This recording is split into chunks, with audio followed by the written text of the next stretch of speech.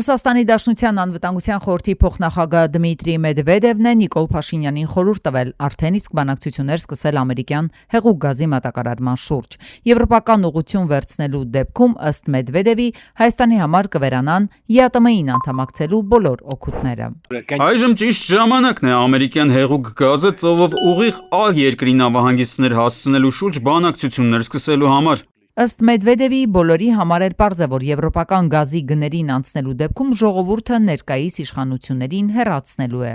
Այդ պատճառով Հայաստանի վարչապետը ստիպված ամեն գնով փորձում է դուր գալ միանգամից բոլորին, բայց այդպես չի լինում։ Տնտեսական իրականության դաժան փշերի վրա նստելու հավանականությունն օրեցօր աճում է, այնպես ինչպես եղավ 2014 թվականին Կիևում։ Մեդվեդևը նաև հայտնել է, որ Հայաստանի Եվրամիության հետ մերձեցման կուրսը շարունակելու դեպքում ԵԱՏՄ-ում մնալ չի հաջողվի, իսկ դա ըստ Մեդվեդևի նշանակում է, որ գազի դիմաց էլ Հայաստանը ստիպված կլինի վճարել եվրոպական գներով։ Նա, ով փորձում է նստել երկու աթոռի վրա, ռիսկի է դիմում, ընդ որում Թրամփների եւ Մակրոնների հետ զրույցներից թեւավորված կովկասյան բարեփոխիչն այնտեղ է հասել, որ հայտարարել է, թե ցանկացած սցենարի դեպքում Ռուսաստանը պատավոր է իր հեռացող գործընկերոջ համար պահպանել գազի ներկայիս գները 177.5 ԱՄՆ դոլար 1000 խորանարդ մետրի դիմաց, եւ կարեւոր չէ, որ 2026 թվականի մայիսին Եվրոպայում այս ապրանքի բորսայական գները տատանվում էին 1000 խորանարդ մետրի դիմաց 570-ից 590 դոլարի սահմաններում։ Ես հիշեցնեմ, GSP Plus համակարգ կար 6400 տեսակի ապրանք արտոնյալ ռեժիմով կարող էր արտահանվել Եվրոպական միության։ 10 քանի տարի այդ հնարավորությունը տված էր Հայաստանին։ Մեր GSP-ի տակ արտահանման ծավալները եղել են շատ քիչ, ընդամենը 70 միլիոն դոլար։ Ինչու՞։ Այնտեղ ալյումինի փայլատիքը հանքերի հանքարդյունաբերական որոշ նյութեր ուրիշ բան համարյա չի եղել, որովհետև մենք այդ ստանդարտներին չենք բավարարում։ Արարատ Միրզոյանն էլ հայտարարել է, որ Եվրասիական տնտեսական միությունը չի կարող քննարկել կազմակերպությունից Հայաստանի դուրս գալու հարցը առանց Երևանի կողմից համապատասխան հայտի։ Հավանական է, որ մոտակա ԵԱՏՄ-ի ժամանակ ուղղակի հարց բարձրացվի Հայաստանի անդամակցությունը ԵԱՏՄ-ին ծառայեցնելու վերաբերյալ։ Руководители Армении заявляют о том, что они не планируют выходить из ЕАЭС. Հայաստանի ղեկավարները նույնպես ասում են, որ չեն ուզում դուրս գալ ԵԱՏՄ-ից։ Ռուսաստանը կցանկանար, որ Հայաստանը մնա միության մեջ։ Մենք կողմ ենք, որ Հայաստանը մնա ԵԱՏՄ-ում եւ բարգավաճի ու շարունակի զարգանալ նույն տեմպերով, ինչպես նրանք արել են վերջին տարիներին, երբ ԵԱՏՄ-ում էին։ Ռուսաստանն արդեն անցել է տնտեսական գործիքների կիրառմանը։ Ռուսաստանում կասեցվել է Հայաստանից ներմուծված հայտնաբերված անորակ ալկոհոլային արտադրանքի, մասնավորապես Վեդի Ալկո, Աբովյանի կոնյակի գործարան եւ Շահնազարյան գինի կոնյակի տուն ընկերությունների արտադրած գինու եւ կոնյակի իրացումը։ Ռոսպոտրեբնadzորը վերահսկողություն է իրականացնում եւ պարտադիր պահանջներին չհամապատասխանող արտադրանքի իրացումը կանխելու նպատակով առևտրային կազմակերպություններին եւ ներմուծողներին ուղարկվել է տեղեկություն արտադրանքի իրացման եւ կասեցման եւ անորակ ալկոհոլային արտադրանքը շրջանառությունից հանելու մասին։ Ռուսները երբ որ ձեռնոցի աչք են փակում, որտեղ իրենց շուկայում է դրա կարիքը կա, կամ ոչ միշտ ժամանակը դրանով զբաղվեն, բայց երբ որ ինչ-որ իրավիճակներ են փոխվում, իրենք կարող են հիշեցնել։ Ես մի լուծում էլ առաջարկեմ։ Նույն ապրանքները, եթե նաև մեր ֆիրմաները արտանում են ԵԱՏՄ այլ երկրներ, օրինակ Բելարուսիա, Ղազախստան եւ այլն, թող նրանք հետաքրքրվեն համապատասխան մարմինները, արդյոք այնտեղ են ստուգվել, կամ փորձի համար մի հատ ուրիշ տեղ ստուգեն, համեմատելու համար տեսնենք, որ Ռոսպոտրեբնadzորը ճիշտ է, արդարացի է, արդարացի չի։ Ռոսպոտրեբնadzորը ժամանակավոր սանիտարական միջոցներ էր սահմանել Հայաստանում արտադրված ջերմուկ հանքային ջրի բոլոր խմբաքանակների ներմուծումն ու շրջանառությունը Ռուսաստանում կասեցնելու վերաբերյալ հիդրոկարբոնատիոնի, քլորիդների եւ սուլֆատների պարունակության հայտնաբերված գերազանցման պատճառով։ Գյորջյան Կասկադ 60 ամիս փուլային վճարում բազմաթիվ առավելություններ։ Միացյալ Նահանգների պետքարտուղար Ռուբիոն կառավարության նիստում անդրադառնալով Հայաստանի իր այցին այն շատ պրոդուկտիվ եւ օգտակար է որակել, նշել, որ Հայաստանի եւ Ադրբեջանի միջև պատերազմի կարգավորումից հետո Միացյալ Նահանգները նոր ու հիանալի հարաբերություններ է հաստատում Հայաստանի հետ։ Անդրադառնալով Թրամփի ուղու նախաստորագրմանը, Ռուբիոն հայտարարել է, որ այն Հայաստանի եւ Ադրբեջանի միջև խաղաղության գործարքի կարևորագույն այն հենասյունն է, որին հաջողվել է հասնել։ Դրանից բացի մենք Հայաստանի հետ կարևորագույն հանքանյութերի, ինչպես նաեւ ռազմավարական ներգրավման գրեր ստորագրեցինք, հայտարարել է Ռուբիոն։ Հայաստանի վարչապետ Նիկոլ Փաշինյանը իմ հրաշալի բարեկամը եւ առաջնորդը իր երկիրը դարձնում է ուժեղ, հարուստ եւ շատ անվտանգ։ Այս մասին գրել է Միացյալ Նահանգների նախագահ Դոնալդ Թրամփը։ Նիկոլը լիովին կիսում է իմ տեսլականը խաղաղության եւ բարգավաճության մասին Հայաստանի եւ ամբողջ հարավային Կովկասի տարածաշրջանի համար։ Մեր պետքարտուղար Մարկո Ռուբիոն այցելեց Հայաստան, որտեղ նա առաջ մղեց մի քանի կարևոր գործարքներ մեր երկու երկրների համար։ Շուտով ԱՄՆ-ն եւ Հայաստանը միասին հիմք կդնեն թրիփի համար, որը կվերափոխի հարավային Կովկասը եւ կօգնի մեր հրաշալի ամերիկյան էներգետիկ ընկերություններին մուտք ունենալ Կենտրոնական Ասիայից մինչեւ ԱՄՆ։ Այս պատճառներով Նիկոլն ունի իմ լիակատար աջակցությունը 2026-ի հունիսի 7-ին վերընտրվելու համար։ Նիկոլի օգնությամբ մենք Միացյալ Նահանգները, Հայաստանը, Հարավային Կովկասը եւ Կենտրոնական Ասիան կհասցնենք ավելի մեծ բարձունքների, քան երբևէ։ Բաքվի բանտից ընտանիքի միջոցով ուղերձ է հղել Արցախի նախկին ազգային ժողովի նախագահ Դավիթ Իշխանյանը, որում պատմել է վերաքննիչ դատարանում իրենց բողոքարկման հետ կապված նախնական դատական նիստի մասին։ Իշխանյանն ասել է, որ իր կողմից եղել է միջնորդություն, որ տրամադրվի դատավճռի ամբողջական տարբերակը, որը մինչև այժմ պաշտպանական կողմը չունի, բայց դատարանը զարմանալիորեն եւ ինչ որտեղ հասկանալիորեն մերժել է միջնորդությունը։ Նա հավելել է, որ միջնորդել է նաեւ երկու հարցով, որ բաց դատավարություն կազմակերպելու համար առցանց հեռարձակում լինի եւ որ ASTV-ին, որը ներկայ է լինում արգելվի նրանց ներկայությունը, քանի որ մանիպուլատիվ գործողություններ են անում, ապա տեղեկություն տարածում, ինչը նույնպես մերժվել է։ Այստեղ ոչ անհայտ կարևոր պաշտպաններից մեկը, որ իր խոսքի ընթացքում բարձրաձայնեց, չհամբերեց պարզապես սպորտկաց եւ ասաց, որ մեր սերունդների առջեւ ամաչելու ենք այսպիսի դատավարություն կազմակերպելու համար։ Դա էր ամբողջ գնահատականը։ Ինչևէ, 3 տարի է մենք այստեղ ենք, մոտորապես 3 տարի է, պիտի ասեմ, ոչ սկզբունքայնությունը, ոչ ողջախոհությունը, ոչ ոգու եւ ոչ կամքի ուժը մեզ չեն լքել եւ չեն դավաճանել այսուհետ էլ այդպես է լինելու։ Ցավալի է ինչ որ կա, բայց մենք շարունակելու ենք մեր ընդհանուր որդեգրած գիծը։ Զինված ուժերի նոր զինանշանի փոփոխությունը լայն արձագանք է ստացել ոչ միայն մասնագիտական, այլև հանրային շրջանակներում։ Շատերն են պնդում, թե զինանշանը պարզապես խորհրդանիշ չէ, այն պետության, բանակի, ինքնության ընկալումների մի մասն է։ Խոսքը միայն գեղագիտական փոփոխության մասին չէ, ասում են մասնագետները։ Կարևոր է նաև, թե ինչ ուղերձ է փոխանցվում հասարակությանը։ Միակ բանը ես կարծում եմ այդ քարտեզի մեխելն է։ Հիմա այս ծանր պարտությունից հետո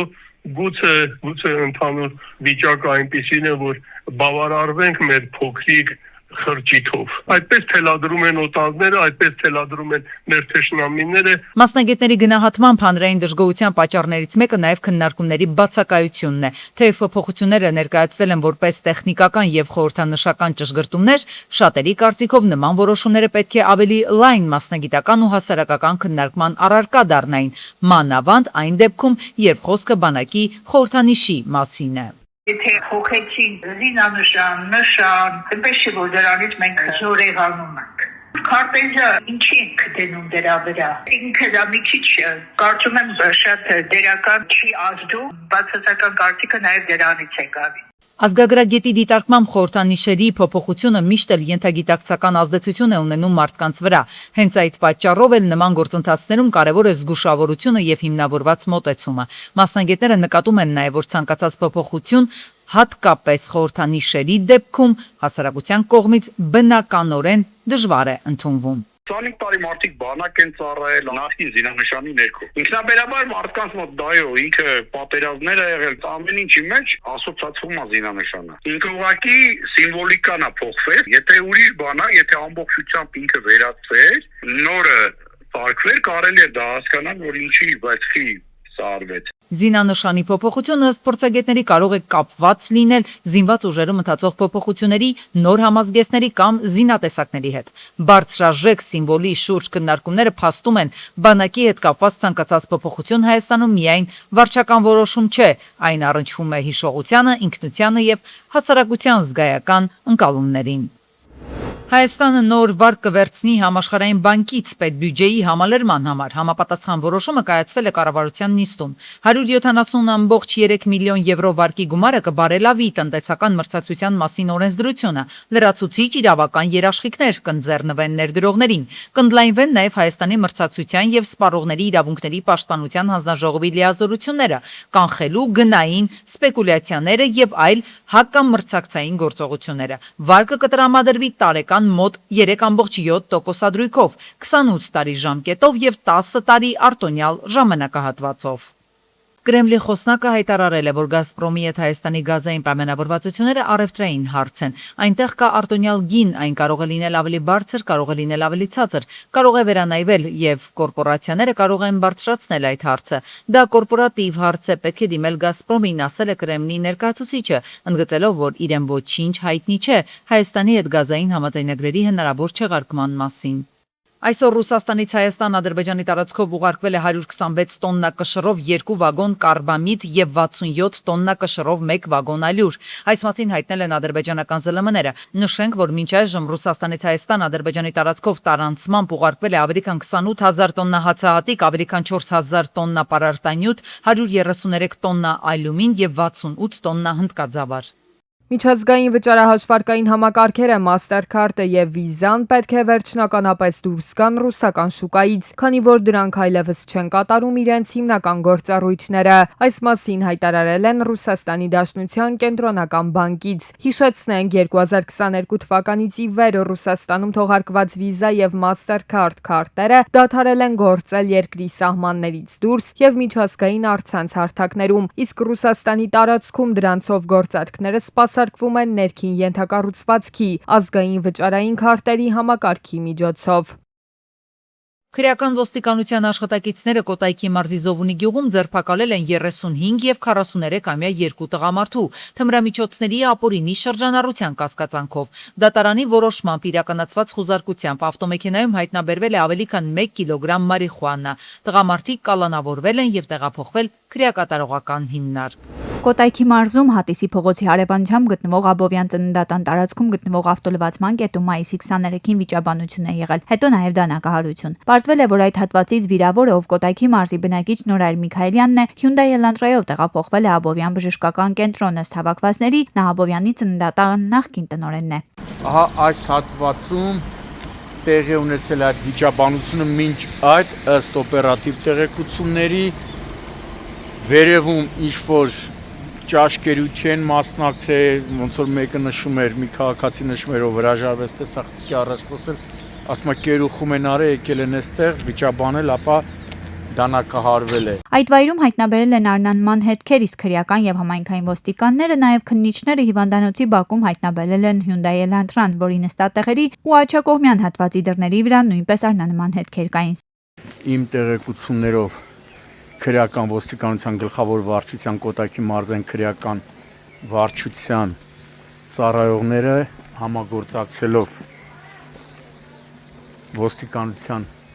Կոտայքի բաժնի հետ պարզել են դեպքի հանգամանքները, ճշտել են անգամ դանակահարողի ինքնությունը եւ այս պահին ձեռնարկում է անհրաժեշտ գործողություններ դեպքի ամբողջական պատկերը պարզելու, մասնակիցների ինքնությունը, ինչպես նաև դանակահարողի ինքնությունն ու հանցագործության գործիք դանակը հայտնաբերելու ուղղությամբ։ Դեպքի փաստով Աբովյանի քննչական բաժնում նախաձեռնվել է քրեական վարույթ։ Հրեազանի միկրոշրջան թաղամասի թիվ 212 եւ դրան հարակից շենքերը խմելու ջրով են ողողվել։ 1 մետր բարձրությամբ ջուրը նկուղներ ու մուտքեր է լցվել։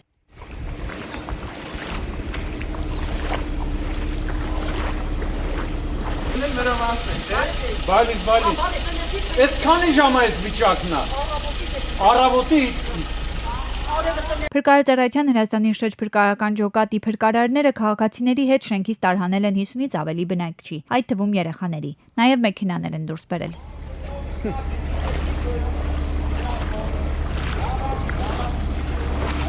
Ամբողջ մուտքերը հեսա տեսնում եք։ Ամբողջ նկուղները, մուտքերը ջուրա լցված։ Գիշերվանից են վեոլյա ջուր զանգահարել, բայց ժամանել են առավոտյան։ Փրկարարները հատուկ տեխնիկայով ու խողովակներով փորձել են ջուրը դուրս բերել, իսկ վեոլյա ջուր ընկերության աշխատակիցներն էլ վթարը վերացնելու ուղղությամբ աշխատանքներ են իրականացրել։